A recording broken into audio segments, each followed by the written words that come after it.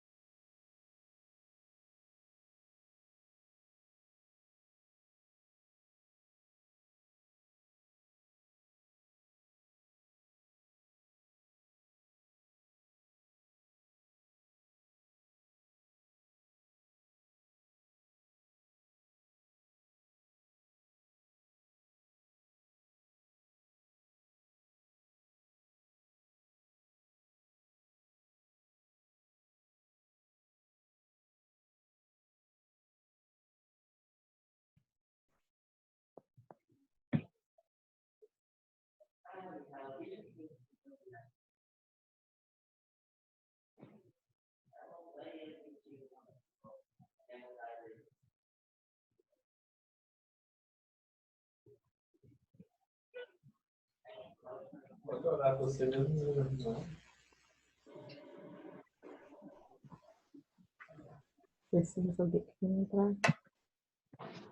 Olá, Lucas, boa noite.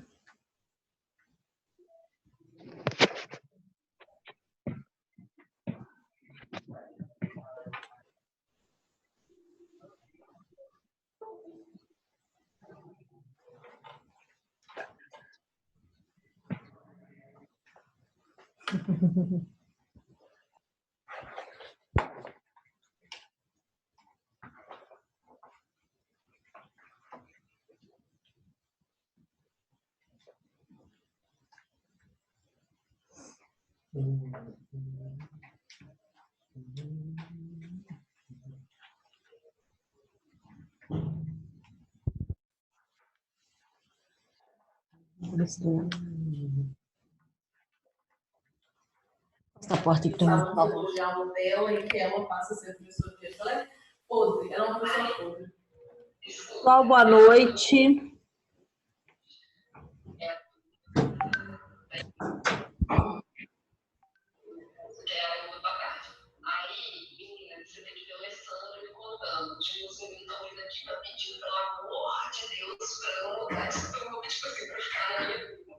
Quem conhece? Porque os calouros não conhecem. Aí a Alessandra falou isso, não deixa os calouros, os calouros não conhecem. Aí não vai dar problema, entendeu? Porque quem conhece ela, queria ficar na minha vida. A Rosiane?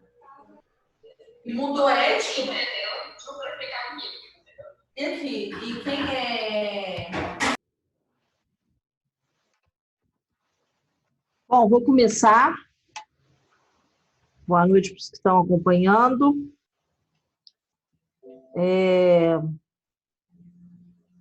Boa noite. Boa. Vou só desligar aqui meu WhatsApp, senão fica dando interferência.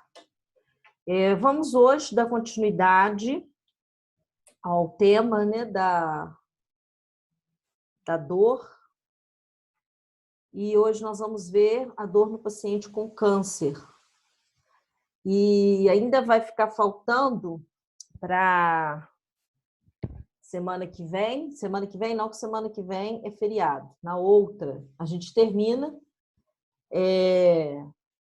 nos aspectos psicogênicos da dor, as manifestações. Aí nós vamos ver histeria, nós vamos ver depressão, mas vamos lá então hoje, seguindo o nosso cronograma. Deixa eu só... Desliguei, vou ligar de novo. Vou mandar aqui o slide para vocês. Estou postando aqui agora para a Yara. porque vocês não conseguem ver algumas coisas que estão ali no canto da tela. E aí eu vou mandar quem quiser acompanhar, às vezes fora daqui, estiver olhando no computador, quiser acompanhar no celular, mandei. Vamos lá, vamos ver o quadro, né? Como é que é esse cenário em quantidade, né, dos pacientes neoplásicos que são acometidos da dor. 33% dos pacientes com câncer experimentam a dor. Quando a gente coloca aqui essa porcentagem, de pacientes que possam, né, vir sobreviver, pacientes que possam vir a óbito, está tudo incluído. Aquilo que a gente pode chamar de casos mais leves ou casos com maiores gravidades, está tudo embutido aqui nessa porcentagem. 75% dos pacientes que morrem de câncer experimentam a dor. Então, são aqueles casos, né, que vão passar pela terminalidade, né, que é o momento mais agravado da doença, do tratamento. E aí, na maioria, nesse caso daqueles que vêm a óbito, experimentam a dor múltipla, né? O que são as dores múltiplas? Quando elas não estão associadas apenas ao órgão adoecido, né? Ou nem mesmo só a metástase, né? Mas o sujeito experimenta a dor no aspecto daquilo que a gente pode dizer das doenças concomitantes, né? Que vão vindo associadas, né, como decorrência do próprio câncer. Então, o que a gente já começa a observar, né, nessa pequena introdução, que a dor ela é muito presente, né, no paciente com câncer, né? Falar do câncer é impossível não falar da dor, né? E aí nós vamos passar por algumas questões que são fisiológicas, mas lembrando que esses aspectos, eles são, aqui no nosso ponto de vista, no que diz respeito, né, ao psíquico, o que nos interessa saber, né, para intervir, seja de forma clínica, seja de forma hospitalar. Se nós fôssemos estudar a dor no aspecto fisiológico, seria um outro tipo de abordagem, né? Onde quem é estudante de medicina estuda. No nosso caso aqui, são aspectos que são importantes para que a gente possa intervir do ponto de vista psicológico. Aqui do lado, temos do paciente com neoplasia avançada no tocante ao momento terminal. Temor do paciente. Então, num estudo, né, feito com pacientes que descobrem o câncer, que têm o diagnóstico, né, do câncer, assim que eles o têm, né, não significa que eles estão em momento avançado, quando recebe o diagnóstico. Uma pesquisa de qual que é o maior temor desse paciente, caso a doença tenha uma evolução, né, para uma terminalidade. E aí o maior temor são esses três, eles estão aqui em ordem que eles aparecem. Então, o primeiro medo que o paciente tem é o medo do abandono. O segundo medo do paciente é a dispneia, né, que são os distúrbios que podem levar à falta de ar, né? A falta de ar é a dispneia. Dificuldades respiratórias, né, fica mais bonitinho. E terceiro, a dor, né? Então, é aquilo que as pessoas, ao descobrir o diagnóstico, ficam muito temerosas, né? Abandono, dispneia e dor. Por que as pessoas têm tanto temor em relação a isso, né? Porque são situações que realmente, quando o sujeito se vê acometido delas, elas têm um impacto psíquico muito forte, né? O abandono que vai implicar exatamente na forma como a pessoa vai estar psiquicamente para ela enfrentar a doença ou não, né? A forma como ela vai enfrentar, melhor colocando. O abandono deixa o sujeito com repercussões psíquicas, né? No estado de fragilidade, propenso à depressão. Então, a forma que esse sujeito abandonado, vamos colocar assim, vai enfrentar o seu diagnóstico e a sua doença, ela é diferente daquele sujeito que tem suporte, né? A participação familiar, ela é extremamente importante. E aí eu gostaria de trazer alguns aspectos aqui da experiência clínica para vocês, que talvez você possa pensar que o abandono ele é uma situação extrema, né? Como é que eu posso colocar? De largar a pessoa de lado, ou que o abandono só acontece quando as pessoas são ruins, ou quando elas têm um laço que já não é muito bem construído durante a vida. E eu gostaria de vir aqui desconstruir isso, desmistificar isso, né? O abandono acontece em famílias que têm um laço, às vezes, muito bem construído. O abandono acontece, às vezes, com as pessoas estando presentes fisicamente, né? Porque o abandono ele não é só físico, o abandono ele é emocional também.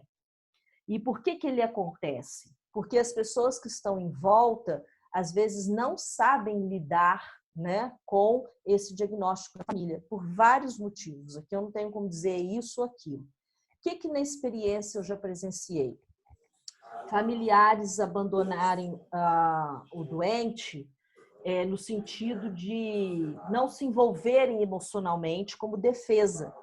Uma vez que sentem que estão para perder o ente querido, eles se afastam emocionalmente como uma defesa para suportar a dor que está por vir, né? É um dos mecanismos. E fazem isso sem perceber, só que o paciente sente, o paciente dá conta. Essa é uma das possibilidades que justificam o abandono. Outra possibilidade é a estranheza. Tem o microfone ligado, gente. Gente, tem microfone ligado. Viu? Laura, eu acho que o seu microfone está ligado.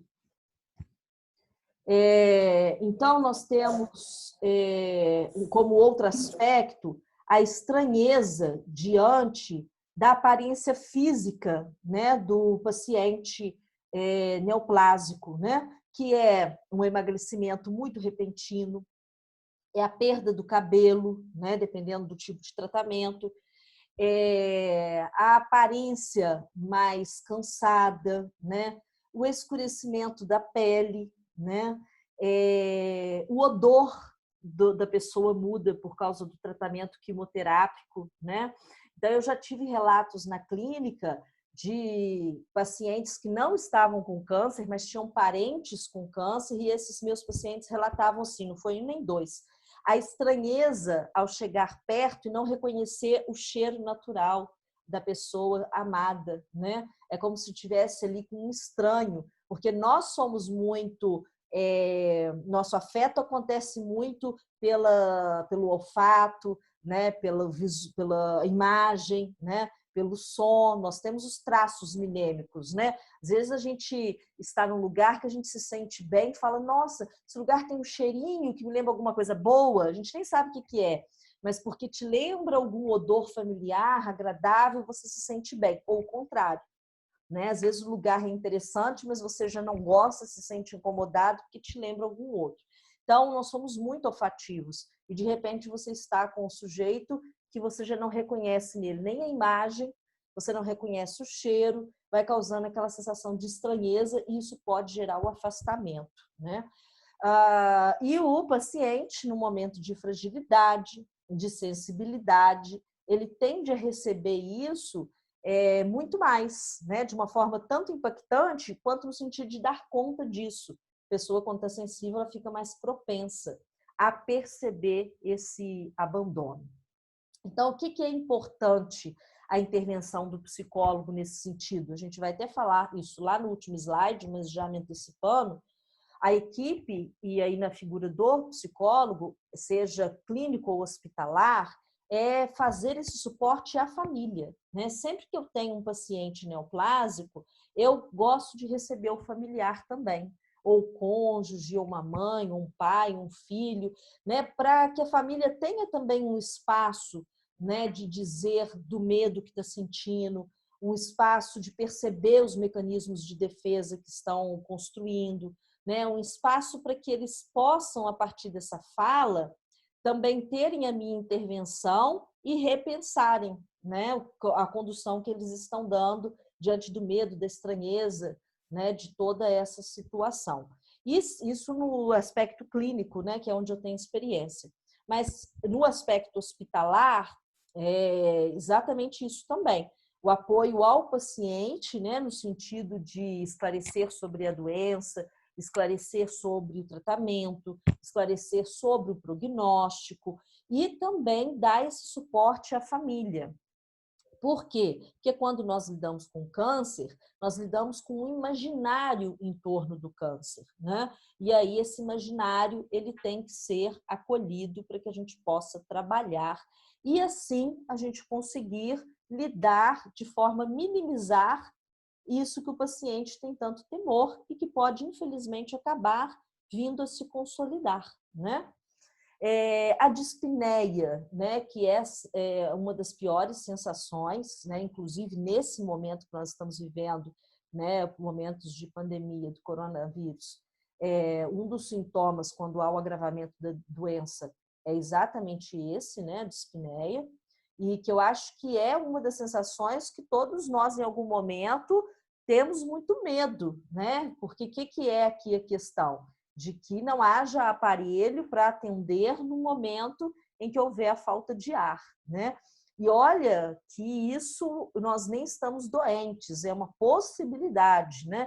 Imagina um sujeito com um diagnóstico, né, de um câncer em que realmente isso pode vir a acontecer e como que isso pode vir a desestabilizar, né, diante do medo. E aí a equipe vir esclarecer é muito importante, né? Que há as formas mecânicas, né, de dar assistência, caso isso venha a acontecer, né? Eu acho isso muito tranquilizador. A falta de informação não é dizer ao paciente assim, não, isso não vai acontecer, nós jamais podemos dizer isso com o paciente, né? Porque nós não temos essa bola de cristal, né? Podemos estar dizendo para o sujeito uma mentira muito grande, porque ele pode vir a passar por isso sim. O que precisa ser levado para o paciente é quais são os mecanismos e as ferramentas de intervenção terapêutica, caso ele venha passar por isso, né? Isso tranquiliza, isso acalma. E o terceiro ponto, que é o que nós mais vamos nos desdobrar aqui hoje, é o aspecto da dor, né? Isso vem muito também daquilo que se carrega culturalmente. Hoje, nós vamos ver daqui a alguns slides, nós temos as intervenções medicamentosas e outras terapêuticas, para além dos medicamentos, que trazem o alívio da dor, inclusive alguns no aspecto psíquico. Porém, a gente vem historicamente de um momento em que pouco se sabia do câncer, em que pouco se podia intervir, né, no suporte à dor.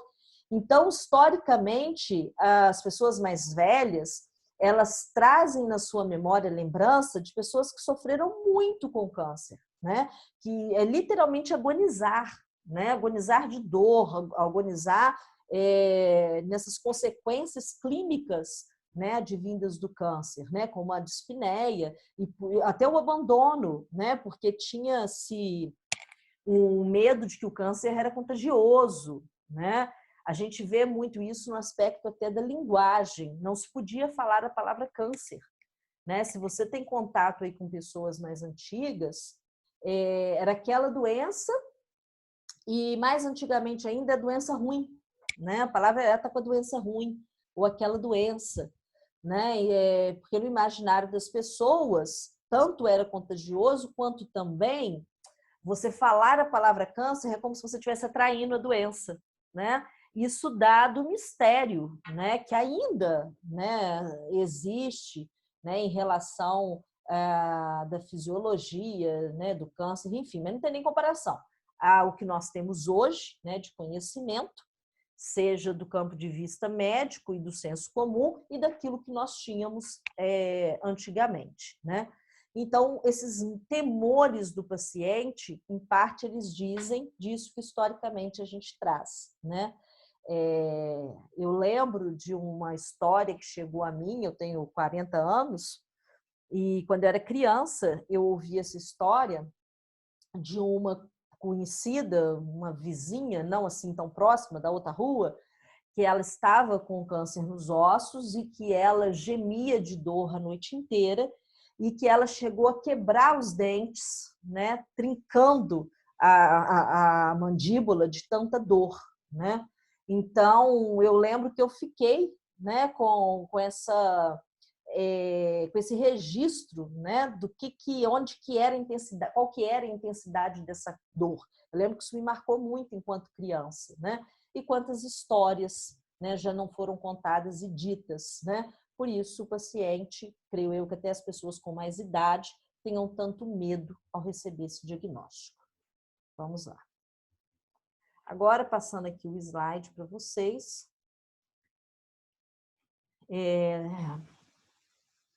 Um aspecto sobre a dor que deve ser prestado atenção, que é o conceito de dor total.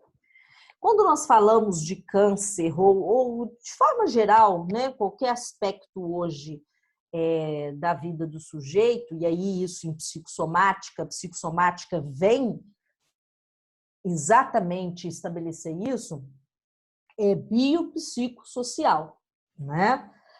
Todo fenômeno precisa ser olhado a partir do aspecto biológico, que seria o corpo, psíquico, que são os fenômenos, né, emocionais, psíquicos, e social, que é o ambiente, é onde esse sujeito está inserido, é onde esse sujeito tem a sua história, né, construída, e por aí vai. Então, quando a gente está falando de dor, isso não é diferente, né? A dor precisa ser pensada, ela precisa ser analisada a partir de vários pontos, e aí são eles. Por isso que é dor total, não é apenas a dor física, né? Não é apenas a dor fisiológica. E aí os fatores que precisam ser observados, fatores emocionais, fatores ambientais e fatores sociais. Estes são acrescentados ao componente nociceptivo, que seria o físico mesmo, né? E aí, o que são os fatores aqui emocionais? Esses que eu já relatei para vocês, né? A participação ou não da família, os processos de mecanismos de defesa que a família está estabelecendo em relação ao diagnóstico. Eu acho que até o aspecto do enfrentamento, né, diante do medo desses próprios familiares, né, diante da perda iminente, como é que eles estão elaborando o seu luto, né, que já se inicia, é claro, nesse momento de perda iminente. E ambientais, o que seriam os fatores ambientais? Esse sujeito tem um conforto doméstico, ele tem privacidade, ele tem uma alimentação adequada, quantas pessoas moram nessa casa, tem crianças em torno desse paciente, em momentos que ele precisaria talvez de sossego, né? E por aí vai, né? Uma série de levantamentos de como que é o dia a dia desse sujeito. Porque uma coisa é você falar assim para o paciente, olha, fica na sua casa, que o seu lar é o melhor lugar para você estar, né? Porque muitas pessoas nesse momento de dor, elas querem ser hospitalizadas. E isso não é bom, né? A hospitalização, mesmo no câncer, e até em estágio terminal, ela só é indicada se a intervenção que é necessária só puder ser feita no hospital. Se as intervenções que são necessárias, que geralmente na terminalidade são paliativos, né? Se puderem ser feitas no ambiente do lar, a indicação é que seja no lar, né? Por quê? No hospital ele está exposto a outros riscos que ele não está em casa, além do fator emocional, porque em casa ele está no ambiente que é dele, né? Ele pode ter os cuidados das pessoas que ele ama, é diferente de ser cuidado por estranhos, né? Porém, às vezes, a pessoa não tem nada disso dentro de casa, né? Às vezes isso seria o ideal, né? Às vezes dentro de casa não há um quarto específico para essa pessoa, né? Uma casa que vive muita gente junto num ambiente pequeno. Às vezes não há uma alimentação adequada, né? Que prejudica muito ao progresso do paciente. Então, tudo isso precisa ser avaliado, né? Como você ficar bem se você nem se alimenta de forma adequada, né? Se você não tem sossego, o sujeito na hora da dor, ele quer, às vezes, ele fica irritadiço, né? Ele fica nervoso, ele quer ficar, às vezes, sozinho, né? Naquele seu momento de angústia, né? E ele precisa dessa privacidade, né? E os aspectos sociais. Tem um plano de saúde? Não tem um plano de saúde? Tem condição de comprar a medicação para ela ser administrada em casa?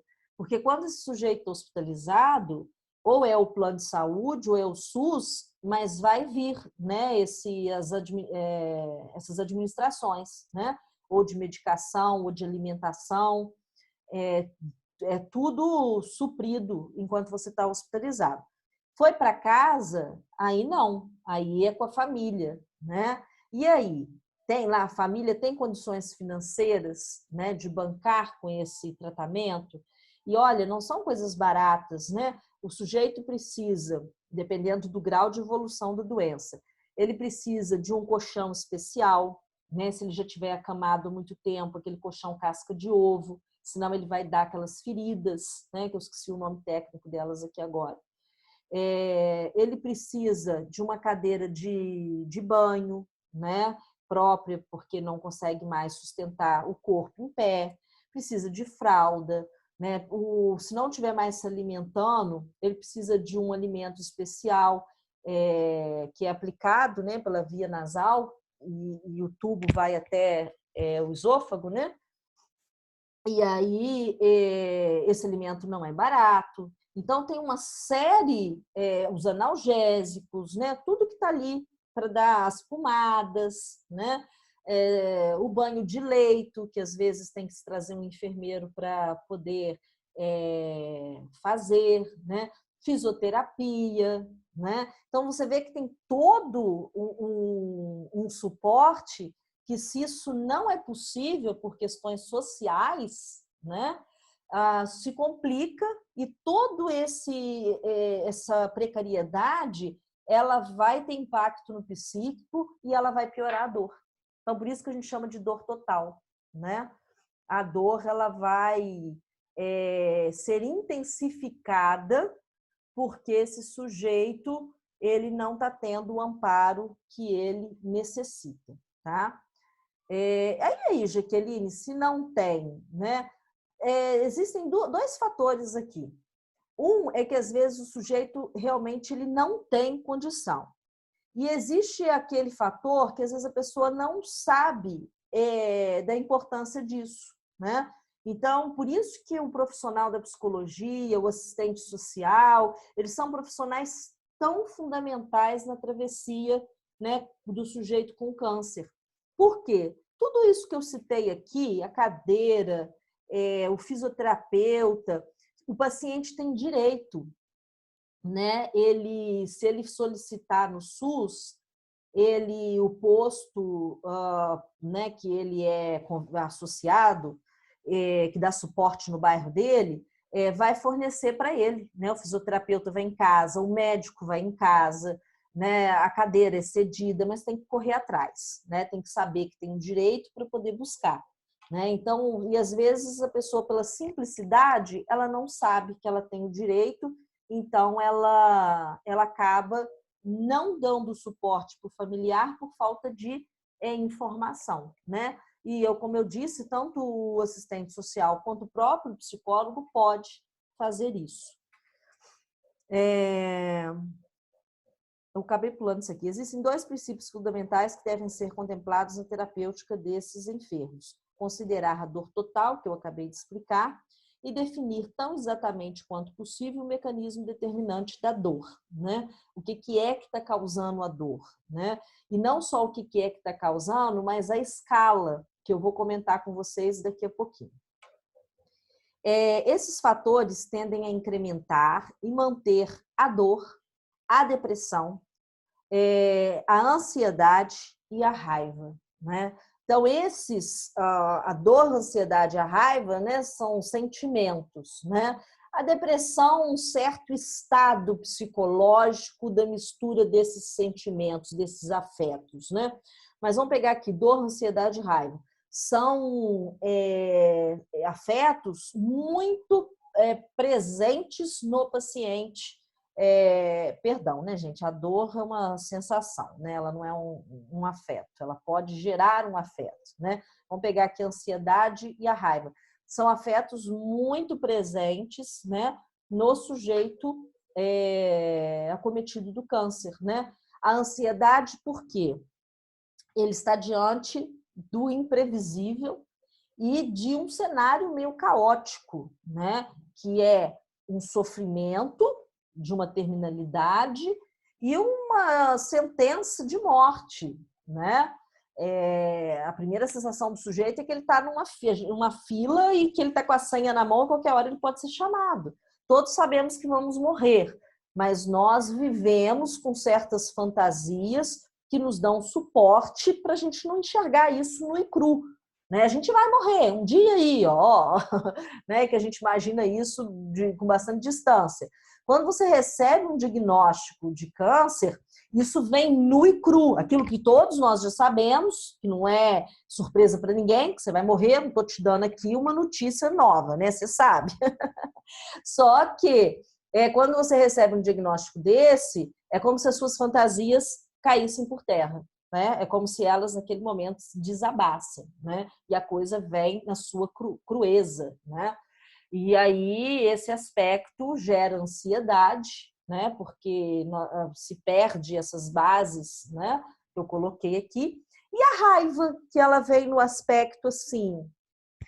O câncer é muito, no nosso imaginário ainda, ligado ao merecimento, né? Tá com câncer porque fez alguma coisa que precisa pagar, né? Tá com câncer porque é ruim, né? Sempre tem uma associação assim, sempre tem desculpa a palavra, sempre tem um estrupício para falar isso, sempre tem. O paciente, quando ele está com câncer, vem um sujeito espírito de porco lá do além para, de alguma forma, fazer um comentário infeliz desse, né? É incrível, como é que pode? Às vezes, eu presenciei uma situação com um familiar que uma pessoa, do jeito mais assim, como é que eu posso colocar, sutil, disse isso. Foi assim, ó. Não, boba, você pede perdão para Deus direitinho, né? Ele há de te perdoar, né, dos seus pecados. Foi um miserável, cala a boca. Né? Por quê? O que você está dizendo? Lógico, né? Pela fé, perdão, né? Mas todos nós, né? Não é porque o sujeito está ali com câncer que ele tem que pedir mais perdão, o pecado dele não é maior, né? Mas há no imaginário ainda esse entrelace, né? Do câncer com a culpa, o câncer como se o sujeito fosse responsável pela sua maldade ou alguma coisa má que ele tenha feito, né? E aí a raiva que esse sujeito fica, porque às vezes ninguém diz, mas ele mesmo pensa isso, porque está introjetado culturalmente, e esse paciente sente raiva de si, ele sente raiva de Deus, ele sente raiva da religião, ele sente raiva do outro, né? E a raiva nesse momento, ela só complica, né? Um momento em que a pessoa precisa de paz, precisa de serenidade, né? Para fazer as elaborações necessárias. E acho que um quadro, né? Já acompanhei pacientes com quadro depressivo em decorrência do câncer e como que é complicado, né? Porque tende a agravar. Inclusive, esse caso específico que eu estou pensando aqui enquanto eu falo para vocês, o paciente veio a óbito e ele não morreu do câncer, né? Isso foi interessante. O sujeito teve um AVC, né? Pelo que eu acompanhei do caso clínico, esse paciente, o sistema vascular, né, deve ter ficado fragilizado pelo uso da quimioterapia, porque ela tem esse efeito colateral, mas de certo isso não foi determinante, né? Teve o fator depressivo, né? Um paciente, sim, que ele ficou totalmente tomado por aquilo que na psicanálise a gente vai chamar de pulsão de morte, né? Ele perdeu das vistas qualquer encantamento, ele perdeu qualquer estímulo de alegria, de existência, né? Ruiu tudo, né? Ele era pura pulsão de morte, né? E aí isso foi tão severo, né, que ele não pôde, acho que nem esperar o câncer chegar nesse momento, né? Ele sucumbiu primeiro. Foi um acompanhamento muito duro. E assim, não posso nem te dizer que esse paciente ia morrer do câncer, não. Ele estava num tratamento que vinha uma evolutiva assim, satisfatória. Claro que é sempre uma bola de cristal, a gente não sabe, né? Mas vinha numa boa evolutiva. Clínica do câncer, mas no aspecto psíquico, não. Esse estava caótico. E aí eu trago aqui para vocês, só fazer uma amarração aqui, a depressão, a ansiedade e a raiva, onde que elas vão culminar? Na piora da dor, tá? Quanto maiores e mais agravados esses aspectos psíquicos, mais é a intensidade, maior é a intensidade, né, de dor desse sujeito. De que adiantaria elevar o limiar da dor com drogas se o paciente está ansioso? Então, esse aqui é um aspecto muito importante de nós pensarmos o aspecto da intervenção medicamentosa quando ela despreza o aspecto emocional, né? E aí, isso vale para qualquer circunstância da vida, mas aqui falando específico do câncer, aqui é uma indagação, né? Claro que o sujeito que está com dor, ele quer a administração do remédio para que ele possa ter o alívio, isso é o óbvio. Mas se eu não resolvo, né, as questões no entorno, que é aquela dor total, que levam esse sujeito a ter uma piora da dor, eu vou só complicando o quadro clínico dele, né? Esse sujeito ele vai ficando mais debilitado e mais debilitado, ao ponto de chegar em alguns momentos que medicações dessas, vão colocar assim, mais comuns, não dão conta. E eu já presenciei casos de nem as medicações mais fortes, né, conseguirem aliviar o sujeito da dor, né? Então, aqui coloca, olha, o que adianta você fazer a intervenção medicamentosa se o paciente está ansioso pelo seu futuro, pelas perdas todas que lhe ocorreram em virtude da doença, pelo abandono dos familiares ou amigos, pela aparente ineficiência dos médicos e assim por diante.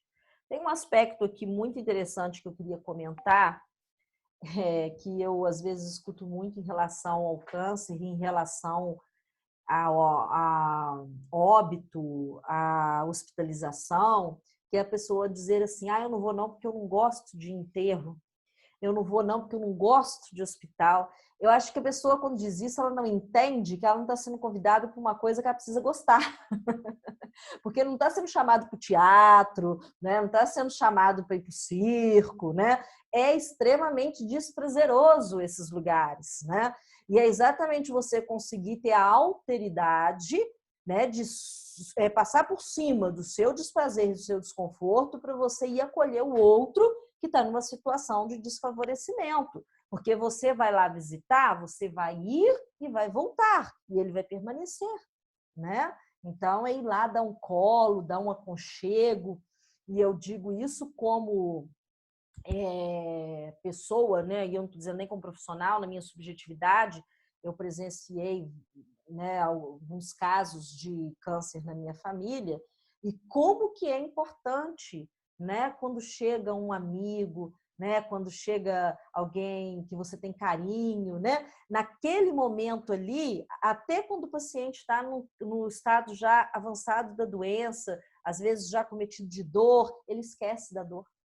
Né? Ele esquece da dor, ele esquece dos incômodos, ele ri, eles lembram de uma história lá do passado, eles contam um caso, aquilo revigora, traz vida para a vida do sujeito, né? Faz ele lembrar de momentos que ele não estava com câncer e por alguns segundos ele respira, né? Por alguns segundos ele esquece daquele pesadelo que ele está vivendo, né? E isso é extremamente importante. Porque as pessoas que estão na família, elas acabam estando na dinâmica e às vezes não tendo esse fôlego, né, para fazer isso. E aí precisa vir o de fora, né? Claro que com bom senso de saber a hora de ir embora, né? Não é visita para você almoçar, jantar.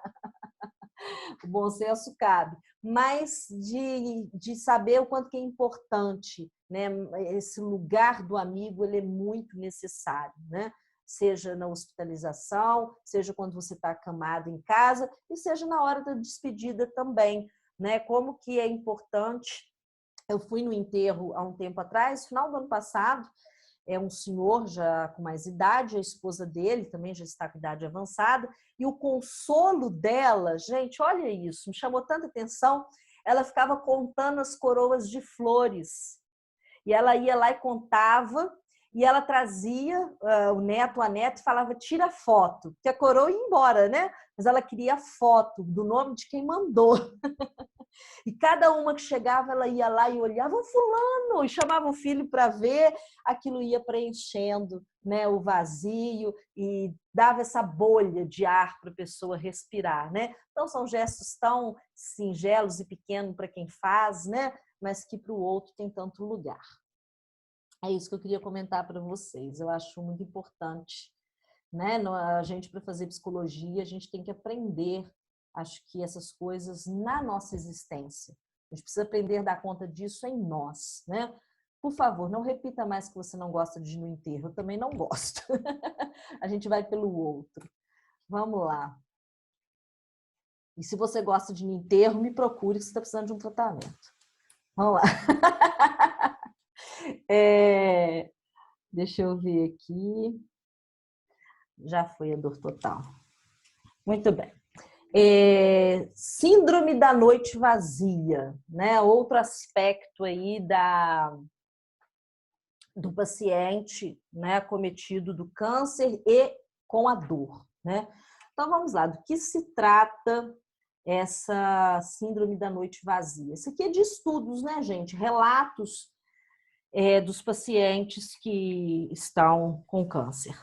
Os pacientes referem a uma exacerbação noturna das dores. Então, assim, enquanto está ali no movimento, né, do dia, que as visitas, né, o movimento da equipe médica, enfermeiros, os outros pacientes, o movimento mesmo, né, ainda mais no hospital.